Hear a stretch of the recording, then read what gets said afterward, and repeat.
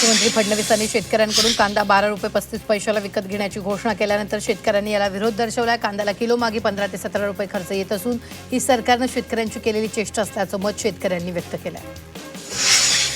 नाशिकच्या बाजारपेठेत भाजीपाल्याची आवक 20 ते 30% घटल्यानं भाव गगनाला भिडलेत। उन्हाच्या तडाख्यामुळे भाजीपाल्याला फटका बसलाय, तर उन्हामुळे फळभाज्यांची फुलकळी जळून गेल्यानं उत्पादनावर मोठा परिणाम झाला।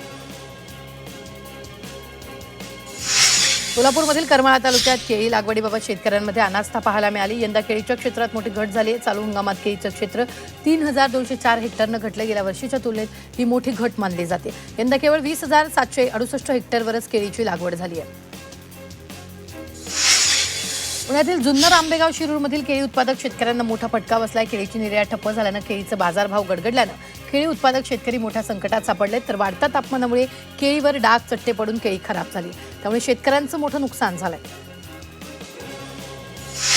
नाशिकच्या सिन्नर तालुक्यातील कांदा उत्पादक शेतकऱ्यांमध्ये तीव्र नाराजी पसरली आहे। 12 रुपयात वडापाव तरी मिळतो का असा सवाल उपस्थित करत शेतकऱ्यांनी हा दर मान्य नसल्याचं स्पष्ट केलं। कांद्याला किमान 20 ते 22 रुपये बाजारभाव मिळावा अशी मागणी कांदा उत्पादक शेतकऱ्यांनी केलेली आहे।